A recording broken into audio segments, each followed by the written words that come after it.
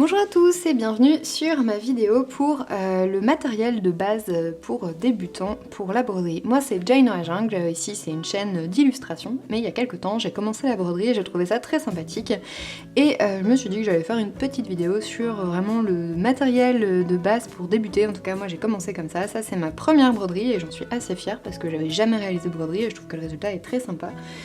Mais il faut savoir qu'en broderie il y a plein de points, plein de techniques, plein de motifs et des choses comme ça qu'on peut expérimenter, donc je suis loin de maîtriser la technique à fond et je suis loin vraiment d'avoir tout découvert.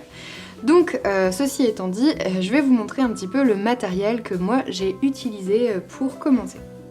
Donc pour commencer il vous faudra un tambour, donc par exemple là il y a deux tambours avec des tailles différentes et ils ont toutes les deux une toile à l'intérieur. Je vais vous montrer un petit peu ce que ça donne quand on enlève la toile qui est à l'intérieur. Voilà, donc en fait c'est deux cercles qui sont comme ça et qui permettent en fait de tendre le motif à l'intérieur. Donc par exemple vous prenez une toile de coton vierge et vous allez tout simplement placer votre toile entre ces deux cercles et puis le tendre au maximum en fait pour pouvoir ensuite broder facilement. Donc voilà, on commence comme ça assez facilement, assez simplement. Une fois que vous avez votre toile qui est bien tendue, si vous avez déjà préparé votre croquis ou si vous avez un motif déjà préétabli, vous pouvez tout simplement le reporter. Pour ça on m'a donné cette petite astuce, c'est d'utiliser un crayon friction comme ça, pour par exemple venir dessiner, imaginons qu'on veuille dessiner une fleur, hop.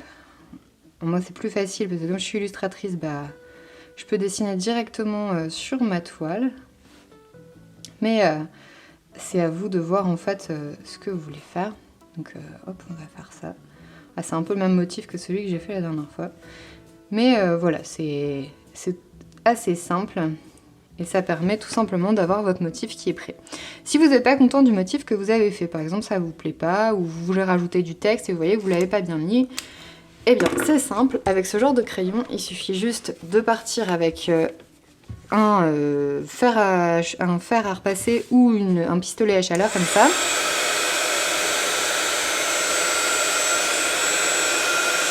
Et voilà, vous avez complètement effacé votre motif et vous êtes tranquille, vous pouvez recommencer en fait sur la toile, il n'y a plus rien.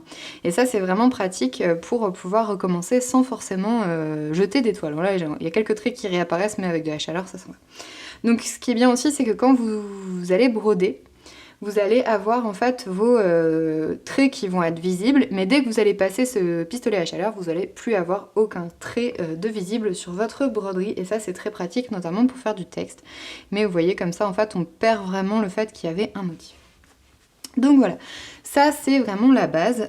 Pour broder c'est facile, il suffit de prendre des aiguilles à broder. Moi je vous conseille les Bohin France en taille 7, celles que j'ai utilisées elles sont vraiment parfaites. J'avais acheté d'autres sets d'aiguilles, mais vraiment vous pouvez commencer avec juste celles-ci, elles sont vraiment très bien. En plus elles sont fines, donc elles vous permettront de coudre des perles et de coudre des sequins assez facilement. Pour le fil, vous avez bien sûr les classiques de chez DMC, comme celui-ci. Il y a différentes tailles de fils, il y a différentes finitions de fils, je ne comprends pas exactement encore les grandes différences. Pour l'instant j'ai pris les plus classiques, ceux qu'on retrouve un peu pour la base. N'hésitez pas à prendre différentes tailles, différents motifs et prendre du clair même si vous allez faire sur du clair, parce qu'en fait le clair va facilement renvoyer en fait des teintes un peu satinées, donc ça se voit vraiment même sur des broderies avec des fonds assez clairs.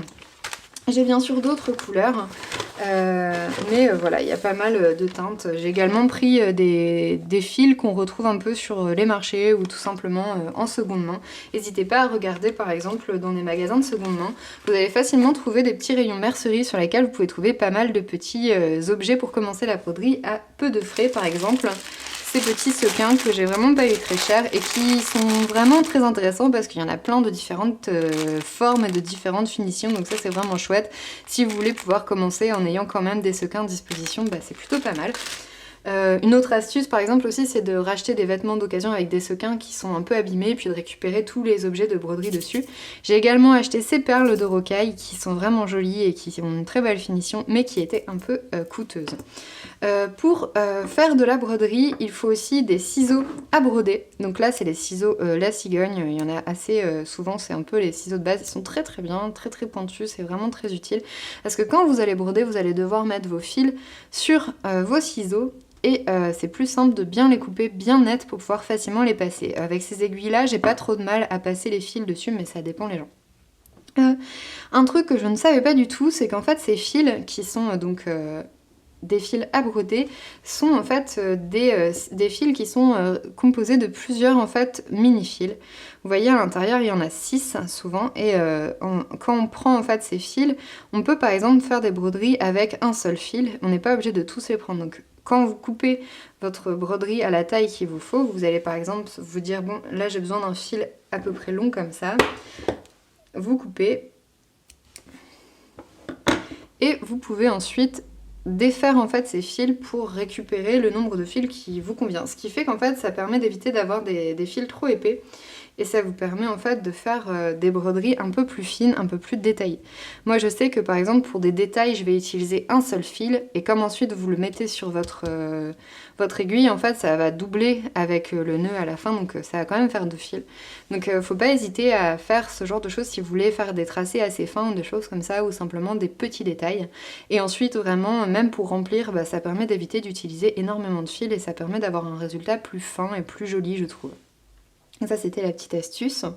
Moi j'ai également fait ça, c'est-à-dire j'ai pris un grand tambour sur lequel j'ai tendu une toile assez grande sur laquelle en fait je teste des différents points. Donc là il y a vraiment des points de base comme celui-ci et celui-ci c'est le point avant et le point arrière, mais il y a également des points un peu plus complexes comme par exemple le point du diable qui est ici ou bien simplement différentes façons d'attacher les sequins pour voir un peu comment ça donne, voir un peu si c'est plutôt joli, si j'aime bien le résultat. Et ça me permet en fait aussi de tester des choses avant de les faire sur ma broderie finale. Pour ça j'ai utilisé ce livre qui est la broderie en 260 points et qui est super bien, qui donne plein de conseils à la fois pour bien débuter, mais également toutes les techniques pour faire différents types de points avec les points de croix, les points, plein de points différents. Ça permet d'éviter de devoir tout enregistrer, de devoir regarder sur internet en permanence les différentes réalisations, les différents points, et puis ça permet de pouvoir en fait tout de suite visualiser ce que va donner le rendu d'un point. Je l'ai testé par exemple sur celui-ci en testant différents types de points, mais j'ai également réussi à le tester sur le texte qui était là en testant différentes finitions et en testant par exemple ces différentes façons de faire des points pour avoir ce côté un peu natté de l'écharpe. Donc ça c'est vraiment pas mal si vous avez envie de débuter en prenant directement des bonnes habitudes et en apprenant rapidement les différentes techniques. Voilà, j'espère que ce tutoriel matériel débutant pour broderie vous aura plu. J'étais très contente de vous retrouver sur cette nouvelle vidéo. Je vous souhaite à bientôt sur ma chaîne. Si ça vous a plu, n'hésitez pas à aller regarder d'anciennes vidéos. Dedans, il y a beaucoup de tutoriels de dessin et d'illustration. Et n'hésitez pas à me taguer dans vos réalisations de broderie débutantes pour ceux qui voulaient se lancer après avoir regardé cette vidéo. C'est vraiment une super façon de commencer une nouvelle technique et ça peut vraiment être très créatif. Surtout si vous aimez dessiner et si vous avez déjà quelques bases en couture, c'est vraiment très sympa. Sur ce, je vous laisse et à bientôt. Salut!